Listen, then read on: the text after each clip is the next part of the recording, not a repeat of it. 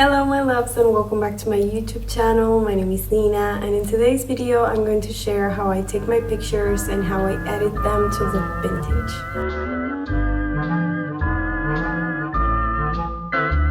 So it's been a while since I've posted anything on social media. I kind of lost my drive in 2025, but I'm trying to get back to it this year. And as today I'm going to take some pictures, I thought it would be a nice idea to share my process and how I do it. I don't own any fancy equipment. I just have my phone and a tripod, and I try to work with things that I have at home. So hopefully I can give you some tips and you can use them to make photo shoots of your own and all by yourself. In this video, I thought it would be nice to talk about finding inspiration / references, tips on styling, tips on lighting, how to take the pictures on your own, or at least how I do it, how to post, just a little, a list of some tiny basic tips, and finally how I edit these pictures. So without further ado, let's just start with the video.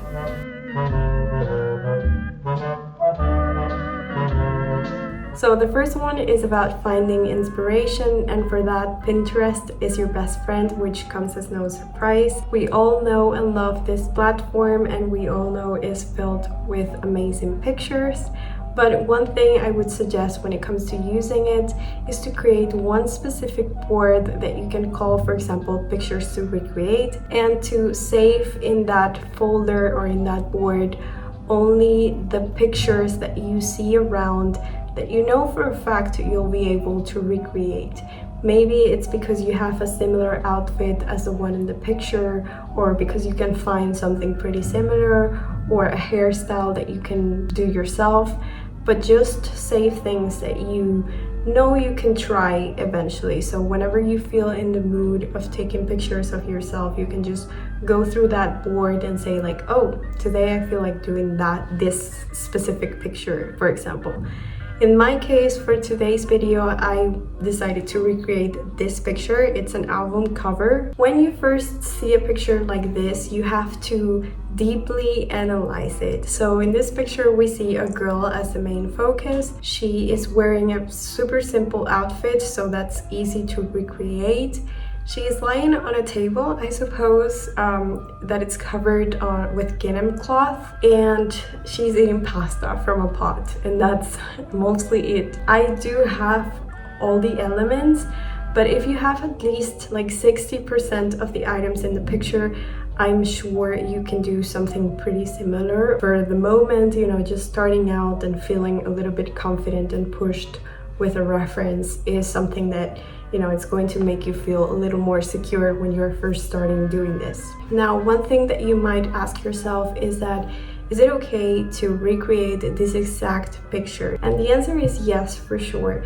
In the vintage community specifically, it's somewhat encouraged. The one thing that you shouldn't do is that if you're going to sell a product with that picture, or if you're going to show it with an ad, then of course not. But if you're just doing it for fun and just for practicing photography, or just for figuring things out when it comes to how to pose, yes, of course, go ahead. The key to using references is just gathering ideas, because you might have like 100% of the items, and then you're not just going to recreate that exact picture only. You already have the set, you are already done with your makeup, so you're going to try different poses and you're going to try different things, so you might end up posting something completely different to your reference. So don't be afraid of just playing around. If it comes exactly the same, well, that's great, and if you get something completely different, that's amazing as well, and even better.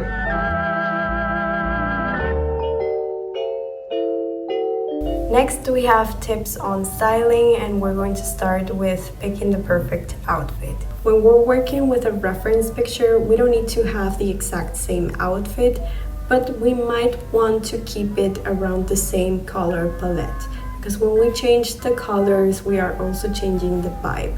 And if you want to achieve something quite similar to that, then keeping it close to those colors is going to make it easier Not only while you're taking the picture, because that's the easiest part, but also when you're editing it to look exactly the same or quite similar. When it comes to the makeup, we don't have to do the exact same makeup to recreate this. So this makeup looks gorgeous on the model, but I know for a fact it's not going to look amazing on me. I might look weird, or I might not like it. So instead of trying something new, I just go with what I would naturally wear and what also sort of goes with my outfit. You know, it's not always about just doing exactly the same, but just doing something that is also close to you and that feels genuine to you, because that's also going to get reflected in the final picture. Another important thing is that when you're taking pictures, you shouldn't do your makeup as if you were going out on a normal day, because it won't be visible afterwards. You might look amazing in the mirror, but with lighting and through the camera lens, most of your makeup is going to disappear. So don't be afraid of going full on with the eyeshadow, the blush, the contour, and all that. I would even suggest sitting in front of the light with your cell phone's front camera and checking if you can see those details.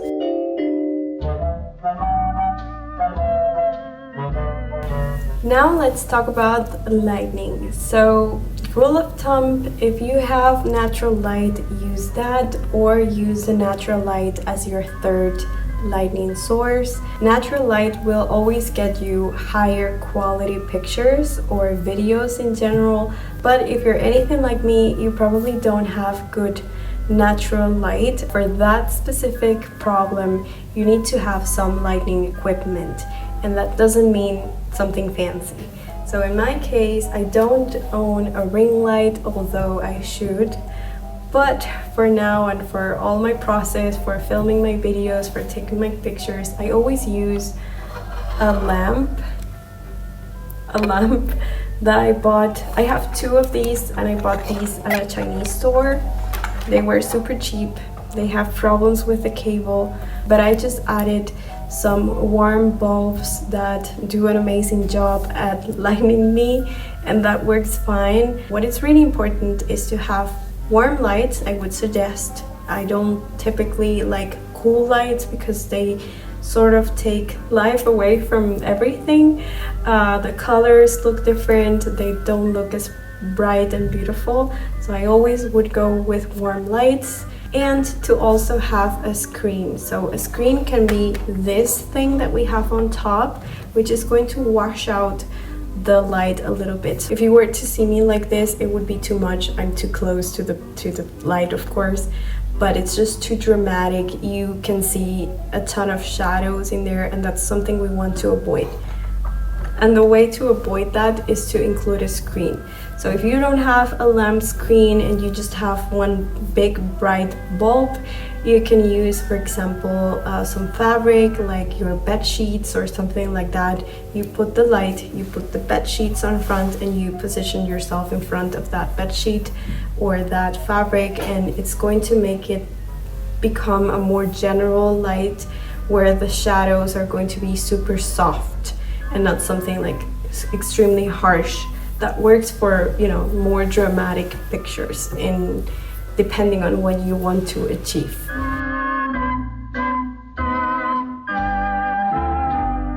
My secret for taking pictures by myself is to use my phone, put the front camera in video mode, start filming, make some poses, and keep each one for a few seconds each time. And that's it. That's my secret. What I love about using that method for taking my pictures is that I get to be my own director. I get to see myself while I'm modeling, and I already know if I am doing something correctly or not, if I like the pose that I'm using at that moment. I know if I'm inside the frame. I keep like watching myself and checking that I'm in the right place, that everything is looking fine. When the video is done, I take the phone, I pause the video, and I go through it and check all the frames to see if there's anything that I can screenshot. You might think that after like 8 minutes worth of a video of you posing, you will get like 500 pictures of yourself. But no, you get like 10 at least. And you know, that's being generous. But it's a great number when it comes to pictures because you don't need that much. And you are just saving a ton of time that you wouldn't have any other way if you were posing with a timer and going back to the camera and then posing again. With the video, you get to be more dynamic. You can just change around. And that's how it would work if you were a model working with a photographer. You could also take pictures and use a timer, and you're going to get better quality pictures.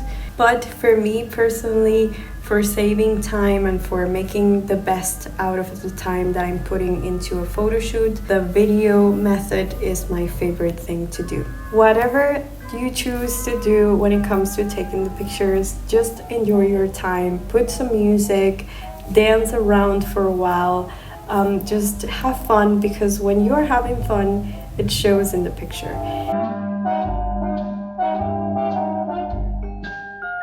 Learning how to pose requires a lot of time practicing, but here are some important things you should know. The first one is to think in shapes.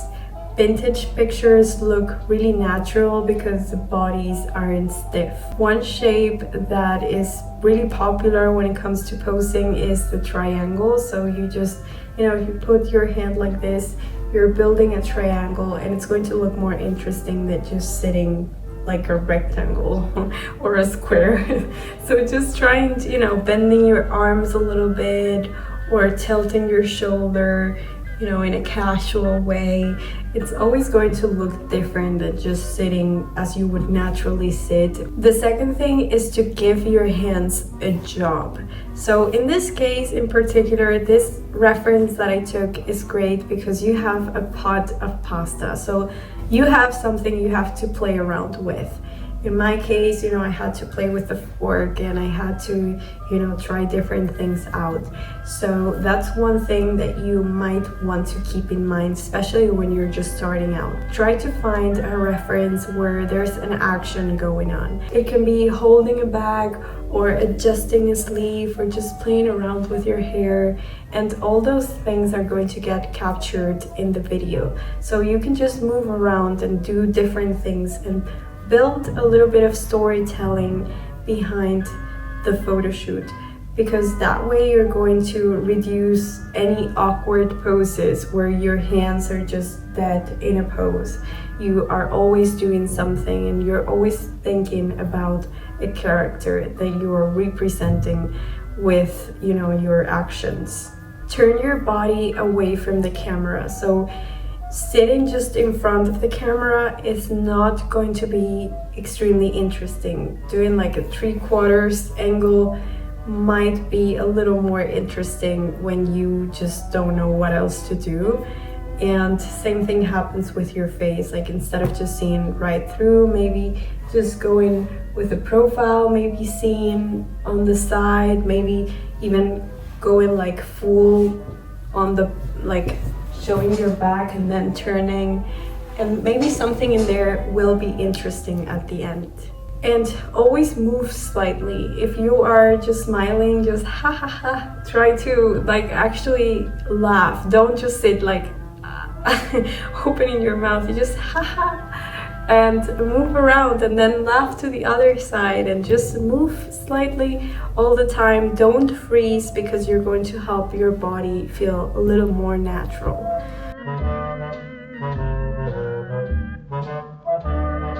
And finally, how do I edit my pictures? First important thing, in case you're wondering, is that everything I use is completely free. We are now talking about how to edit, but if you would like to avoid the hassle of editing, you could also use a vintage camera app. First one I use is Dazzlecam. Here you have different film camera quality options, and you can also take some videos.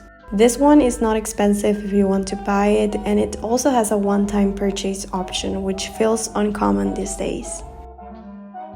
Another vintage camera I've had for years is 1998 Cam, which is supposed to give you that disposable camera picture look. The camera is a little more versatile than the editing options, but I typically end up using it for editing. The next one is extremely popular and it's Bisco. In here, I typically choose a filter and then I edit according to what I want, making it brighter, more saturated, add more grain, that type of thing. This one is probably one of the oldest in my phone and it's Snapseed. This one was developed by Google and it has wonderful tools. When I want my pictures to look vintage, I go to Tools and I select the film option. Depending on what I want, I add or reduce something about the filter. In this case, I'm removing a little bit of grain, but the results are amazing. Prequel is famous for being expensive, and it is, but it's also a really good option. In here, I already have the preset I typically use, which is Dust 1, but you can go into a filter and change some features to make it closer to what you like. The last app I have is called Trippy. This one has really cool acid type options, some duotone options, and other vintage type filters. Something I like doing is taking one of the filters, like the old photo for example, and reducing the intensity until the picture looks exactly how I need it. And here are all the results.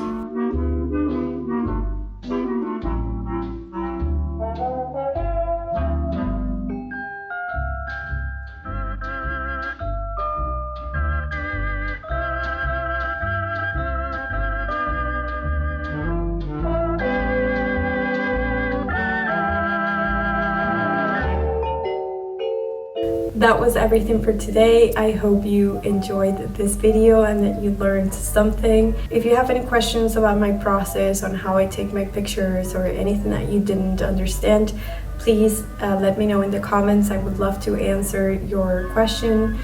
And yeah, that was everything for today. Thank you so much for watching and for being here, and see you on the next one. Bye! But they sure got some cuties incorrect.